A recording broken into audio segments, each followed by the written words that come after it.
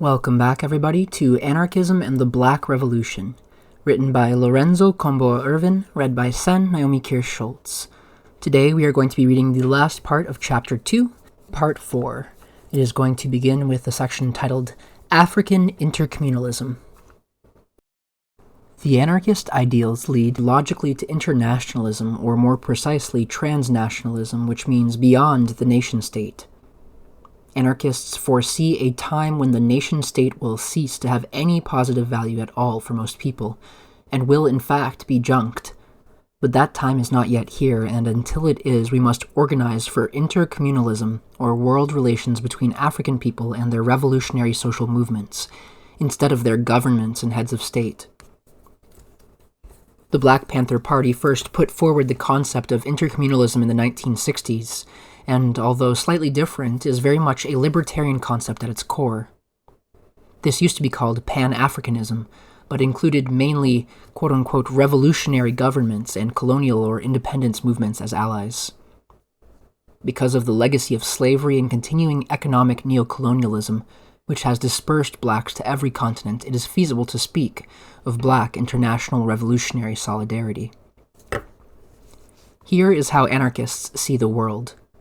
The world is presently organized into competing nation-states which, through the capitalist Western nations, have been responsible for most of the world's famine, imperialism, and exploitation of the non-white peoples of the earth. In fact, all states are instruments of oppression.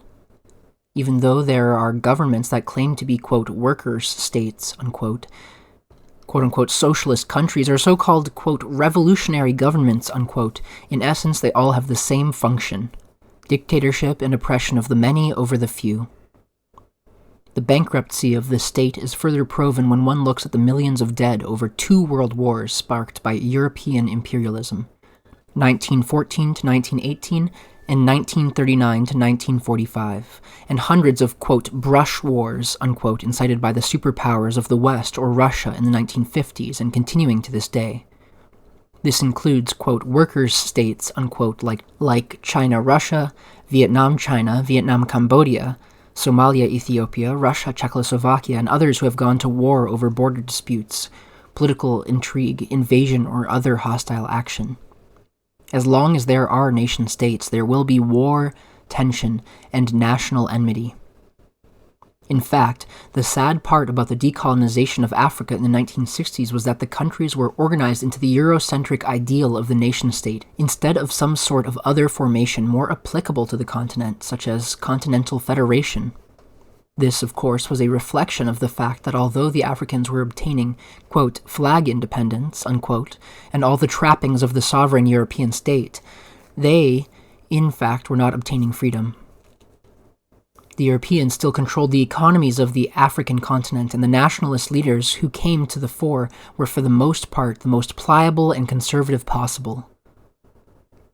Entire countries of Africa were like a dog with a leash around its neck. Although the Europeans could no longer rule the continent directly through colonial rule, it now did so through puppets it controlled and defended, like Mobutu in the Congo, Selassie in Ethiopia, and Kenyatta in Kenya. Many of these men were dictators of the worst sort, and their regimes existed strictly because of European finance capital. In addition, there were white settler communities in the Portuguese colonies, South Africa, and Zimbabwe who oppressed the African peoples even worse than the old colonial system. This is why the national liberation movements made their appearances in the 1960s and 70s. Anarchists support national liberation movements to the degree that they struggle against a colonial or imperialist power, but also note that in almost every instance where such liberation fronts have assumed state power, they have become, quote, state communist, unquote, parties, and new dictators over the masses of the people. These include some who have engaged in the most epic struggles, but also include many based on the most obvious military dictatorship from the start. They are not progressive and they tolerate no dissent. For instance, no sooner had the MPLA government been in power in Angola than it began to arrest all its left-wing ideological opponents, Maoists, Trotskyites, anarchists, and others. and forcibly quelling strikes by workers for higher pay and better working conditions, calling such job actions, quote, blackmail, unquote, and, quote, economic sabotage, unquote. And with the Nito Alves affair and his alleged coup attempt, Alves was a hero of the revolution and a popular military leader. There was the first party purge of opponents in the new government. Something similar to this also took place when the Sandinista National Liberation Movement took over in Nicaragua in the 1980s. None of this should seem strange or uncharacteristic to anarchists when we consider that the Bolshevik Party did the same thing when it consolidated state power during the Russian Revolution in 1917 to 1921. Countries such as Benin, Ethiopia, the People's Republic of the Congo, and other, quote, revolutionary, unquote, governments in Africa are not in power as the result of a popular social revolution, but rather because of a military coup or being installed by one of the major world powers. Further, many of the national liberation movements were not independent social movements, but were rather under the influence or control of Russia or China as part of their geopolitical struggle against Western imperialism and each other. This is not to say that revolutionary movements should not accept weapons and other material support from an outside power, as long as they remain independent politically and determine their own policies, without such aid being conditional on the political dictates and the, quote, party line, unquote, of another country. But even though we may differ with them politically and tactically in many areas, and even with all their flaws after assuming state power, the revolutionary liberation fighters are our comrades and allies in common struggle against the common enemy, the U.S. imperialist ruling class, while the fight goes on. Their struggle releases the death grip of U.S. and Western imperialism, or as anarchists more precisely call it, capitalist world power. And while the fight goes on, we are bound together in comradeship and solidarity. Yet we still cannot overlook atrocities committed by movements like the Khmer Rouge, a Marxist-Leninist guerrilla movement in Cambodia which just massacred millions of people to carry out rigid Stalinist political policies and to consolidate the country. We must lay this butchery and other crimes committed by state communism bare for all to see. We do not favor this kind of revolution, which is just sheer power-seeking and terrorism against the people. This is why anarchism has always disagreed with how the Bolsheviks seized power in Soviet Russia, and Stalin's butchery of the Russian people seems to have set a model for the state communist movements to follow over the years.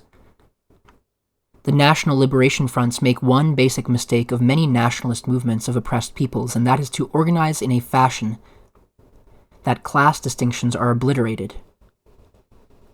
This happened in America, where in the fight for democratic rights, the civil rights movement included black middle-class preachers, teachers, and others, and every black person was a, quote, brother, unquote, or, quote, sister, unquote, as long as they were black. But this simplistic analysis and social reality did not hold for long, because when the civil rights phase of the American black struggle had spent itself, class distinctions and class struggle came to the fore. They have been getting sharper ever since. Although there are black mayors and other bureaucrats, they merely serve as pacification agents of the state, black faces in high places. This neocolonial system is similar to the type of neocolonialism which took place in the Third World, after many countries had obtained their, quote, independence, unquote, in the 1960s. Europe still maintained control through puppet politicians and a command of petty bourgeoisie class, who were willing to barter the freedom of the people for personal gains. These people merely preside over the misery of the masses. They are not a serious concession to our struggle. They are put in office to co-opt the struggle and deaden the people to their pain. So, while black revolutionaries generally favor the ideas of African intercommunalism, they want principled revolutionary unity.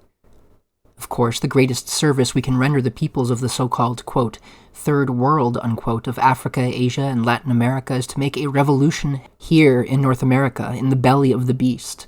For in freeing ourselves, we get the U.S. imperialist ruling class off both our backs. We wish to build an international black organization against capitalism, racism, colonialism, imperialism, and military dictatorship, which could more effectively fight the capitalist powers and create a world federation of black peoples. We want to unite a brother or sister in North America with the black peoples of Australia and Oceania, Africa, the Caribbean, and South America, Asia, the Middle East, and those millions of our people living in Britain and other Western European countries. We want to unite tribes, nations, and black cultures into an international body of grassroots and struggling forces. All over the world, black people are being oppressed by their national governments. Some are colonial subjects in European countries, and one or another of the African states exploits some. Only a social revolution will lead to black unity and freedom. However, this will only be possible when there exists an international black revolutionary organization and social movement. An organization which can coordinate the resistance struggles everywhere of African peoples. Actually, a network of such organizations, resistance movements, which are spread all over the world based on a consensus for revolutionary struggle. This concept accepts any level of violence that will be necessary to enforce the demands of the people and workers. In those countries where an open black revolutionary movement would be subjected to fierce repression by the state, such as in South Africa and in some black puppet dictatorships in other parts of Africa, the Caribbean, and Asia, it would be necessary to wage an underground resistance struggle. Further, the state has grown more and more violent with widespread torture and executions, prisons and maximum police controls, spying and deprivation of democratic rights, police brutality and murder. Clearly, such governments, and all governments, must be overthrown. They will not fall due to internal economic or political problems, but must be defeated and dismantled. So we call for an international resistance movement to overthrow governments and the system of capitalist world government. But even in the Western imperialist countries, we must recognize the legitimacy of revolutionary violence. When such forms of revolutionary action are required, however, a clear difference should be seen among revolutionaries between simple terrorism without popular support and coherent political program and guerrilla warfare arising out of the collectively felt frustrations of the common people and workers. The use of military methods would be necessary in a case where the violence of the state made it imperative for black revolutionaries to defend themselves by taking the armed offensive against the state and the ruling class, and to expropriate the wealth of the capitalist class during the social revolution.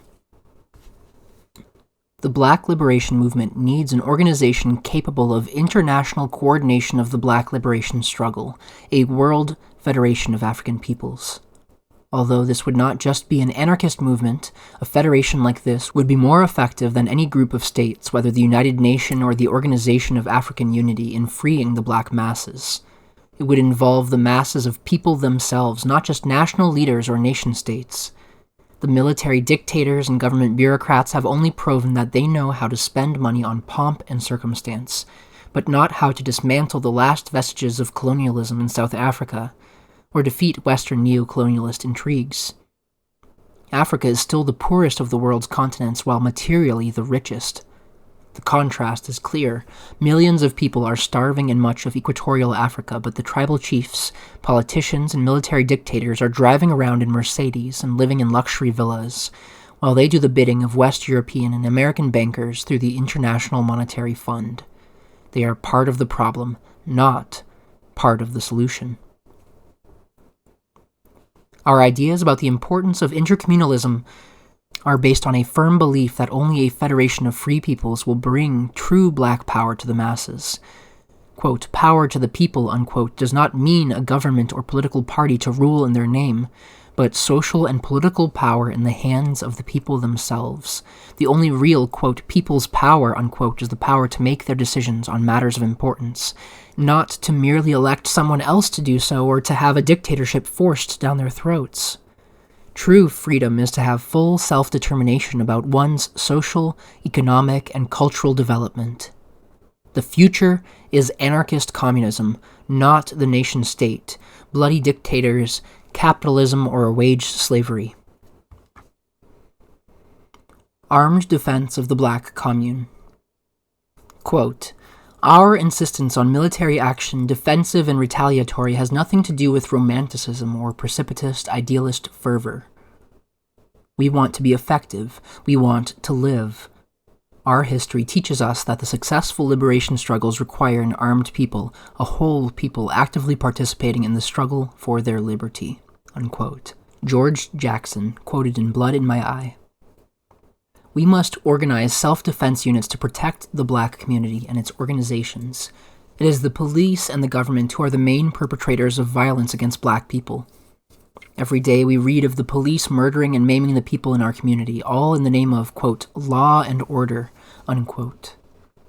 This police brutality has included the use of deadly force against children as young as 5 years old and elderly persons over 75 years old. We must disarm and demilitarize the police and force them to leave our community. Perhaps this can be done after a rebellion or insurrection drives them out. Or perhaps they will have to be driven out by a street guerrilla force like the Black Liberation Army tried to do in the 1970s. I have no way of knowing, I just know that they have to go. They are an oppressive, occupying army, are not of our community, cannot understand its problems, and do not identify with its people and their needs. Further, it is the corruption of the cops that protects organized crime and vice in our community, and capitalism with its exploitative economic conditions, which is responsible for all crime. Existing police forces should be replaced with the black community's own self-defense force, made up of members of our community elected or appointed by their neighbors to that position, or from an existing street guerrilla force or political organization if the people agree. They would be subject to immediate recall and dismissal by the community control boards of an area. This is only so that we will have community control of the self-defense force and begin to deal with fratricidal black-on-black crime and be able to defend ourselves from white racist or police attacks.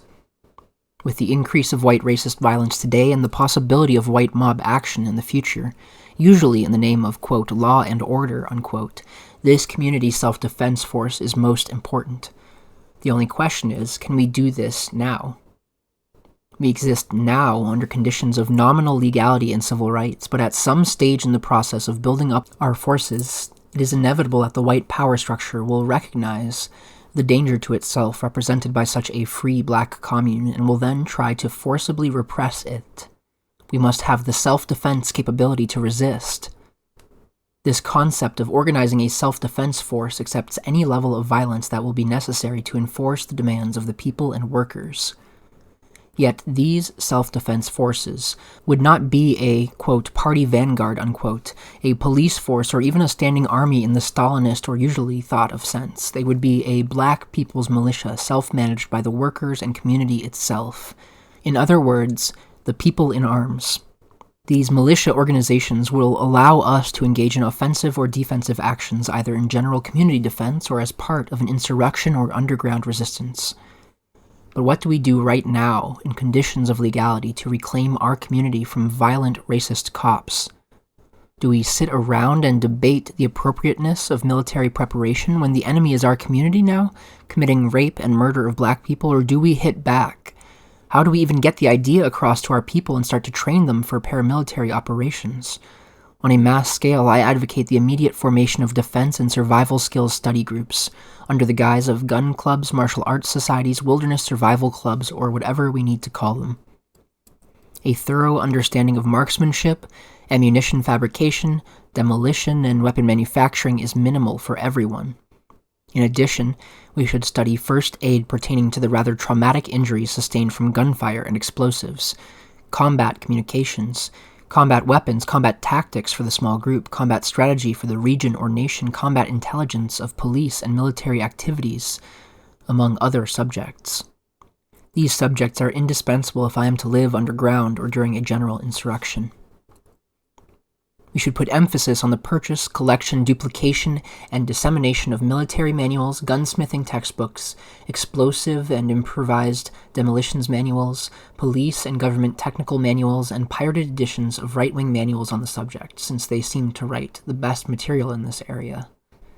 And also begin the study of how to build intelligence networks to collect information on the rapidly growing skinhead and other totalitarian racist organizations, along with intelligence and counterintelligence information on the government secret police and law enforcement agencies like the FBI, CIA, ATF, etc., and on any and every other subject which could be of use to us in the coming struggle. Even though in the United States, development of military skills in self-defense is simpler than many other countries because arms and ammunition are widely available, it is logical to assume that the arms situation will soon be so tight as to make firearms virtually unobtainable except through an expensive black market because of the government's, quote, war on drugs, unquote, and other proposed gun control legislation to prevent street violence, or so they say. Do you think the sporting goods stores will be open during an insurrection? Therefore, we should learn to use machine tool technology to produce our own weapons. Perfectly adequate firearms may be produced using a minimum of machine tools, providing the individual or group is willing to do the necessary studying and preparation. It is not enough to know a little about these subjects. It is a matter of future survival, of life and death, that one be highly proficient. I'm not advocating the immediate waging of urban guerrilla warfare, especially where there is no mass base for such activities. What I am advocating at this stage is armed self-defense and the knowledge of tactics to resist military aggression against the black community. It is a foolish and unfortunate trait among anarchists, the white left, and sections of the black movement to condemn the study of military tactics as premature or adventuristic, or, on the other hand, to cast oneself into a blind fury of bank expropriations, kidnappings, bombings, or plane hijackings. Too many people in the movement have had a death trip approach to guns. They assume if you are not, quote, fooling around, unquote, then you should prove your convictions via a suicidal shootout in the streets. It doesn't have to be that way. But the black movement doesn't even have the luxury of such tepid debates and must have an armed defense policy because America has a long tradition of government political repression and vigilante paramilitary violence. Although such attacks have been directed primarily at blacks and other oppressed nationalities in the past, they have also been directed at labor unions and dissident political groups. Such violence makes it absolutely necessary to acquire familiarity with firearms and military tactics. In fact, the black resistance movement that I spoke of earlier should think of itself as a paramilitary movement rather than a strict political association. We must assert our rights to armed self-defense and revolution, even though it is true that there's a lot of loose talk about guns, self-defense, revolution, quote, urban guerrilla warfare, unquote, etc., in the black and radical movements, but with very little study and practice in handling and using weapons. Some of the same folks think, quote, picking up the gun, unquote, means that you pick one up for the first time on the day of an insurrection or confrontation with police. This is nonsense and is the real, quote, revolutionary suicide, unquote. You could get fed not knowing what you're doing. But many instances attest to the fact that armed community self-defense can be carried out successfully, such as the MOVE resistance in Philadelphia, the Republic of New Africa armed resistance in Detroit and Mississippi, and the Black Panther cases. Even as important as the act of defense itself is the fact that these instances of successful self-defense have made a tremendous impact on the black community, encouraging other acts of resistance. Insurrection. But what is a rebellion and how does it differ from an insurrection? An insurrection is a general uprising against the power structure. It is usually a sustained rebellion over the course of days, weeks, months, or even years. It is a type of class war that involves a whole population in an act of armed or semi-armed resistance. Sometimes mistakenly called a rebellion, its character is far more combative and revolutionary. Rebellions are almost totally spontaneous, short-term affairs. An insurrection is also not the revolution, since revolution is a social process rather than a single event, but it can be an important part of the revolution, maybe its final phase. An insurrection is a planned violent protest campaign which takes the spontaneous revolt of the masses to a higher level. Revolutionaries intervene to push rebellions to insurrectionary stage, and the insurrection to social revolution. It is not small, isolated pockets of urban guerrillas taking actions unless those guerrillas are part of a larger revolt. The importance of recognizing the true differences of each level can define our strategy and tactics at that stage, and not lead us prematurely into a full offensive when the enemy is not yet weakened enough by mass action or political attacks. The importance of also recognizing the true causes of the revolt cannot be understated. Anarchist revolutionaries intervene in such struggles to show people how to resist and the possibilities of winning freedom. We want to take the people's rebellions against the state and use them to weaken the rule of capital. We want to create resistance on a longer term and to win liberated zones. To disconnect these communities from the state means that these rebellions will assume a conscious political character, like the Palestinian Intifada in the occupied territories controlled by Israel in the Middle East. Creating the possibility of a black insurrection means popularizing and spreading the various rebellions to other cities, towns, and even countries, and increasing them in number and frequency. It also means consciously nullifying the power of the state instead of temporary revolts against it, which ultimately preserves its power. There must be a deliberate attempt to push the government out of existence and establish people's power. This has not yet happened with the various black revolts we have seen since 1964, when the first such modern revolt erupted in Harlem, New York. In the 1960s, the black communities all over the U.S. rose up angrily with massive rebellions against the state, demanding racial justice. After the Harlem Revolt, for the next 4 years, major rebellions shook the U.S. in the Watts section of Los Angeles, Detroit, Chicago, and hundreds of other North American cities. Isolated acts of police brutality, racial discrimination, substandard housing, economic exploitation, quote, the hoodlum element, unquote, a breakdown in family values, and a host of other, quote, explanations, unquote, have been put forward by liberal and conservative sociologists and others commissioned by the state to whitewash the true causes. Yet none of these revealed this as a protest against the capitalist system and colonial rule, even though the social scientists, quote, warned, unquote, of the possibility of a new outbreak of violence. Once again, in the spring 1992, we saw a massive revolt in Los Angeles, whose immediate causes were related to the outrageous acquittal of one Los Angeles policeman who had brutally beaten Rodney King. But there again, this was just an immediate cause acting as a trigger. This revolt was not a sympathy revolt on behalf of Rodney King personally. The cause of this rebellion was widespread social inequality in the capitalist system and police terrorism. This time, the rebellion spread to 40 cities and 4 foreign countries. It was not just a so-called, quote, race riot, unquote, but rather a class revolt that included a large number of Latinos, whites, and even Asians. But it was undeniably a revolt for racial injustice first and foremost, even if it was not just directed against white people in general, but the capitalist system and the rich. It was not limited to just even the inner city in the Los Angeles area, but spread even to white upper crust areas in Hollywood, Ventura, and beyond. This was the beginning stage of class warfare. If an underground military force existed or a militia was assembled, it could have entered the field of battle with more weaponry and advanced tactics. As it was, the gangs played that role and played it very well. Their participation is why it took so long to put the rebellion down, but even they could not prevent the reestablishment of white power in south-central Los Angeles. Not just because of being militarily outgunned, but because they had no revolutionary political program despite all of their rhetoric of having been radicalized. Also, the state came down extremely hard on the rebels. Over 20,000 persons were jailed, 50 were killed, and hundreds wounded. Could a liberated zone have been won, so that dual power could have been established? That possibility existed and still does exist if the people are properly armed and educated. Mass resistance with heavy military weaponry may have won serious concessions, one of which is to pull back the cops.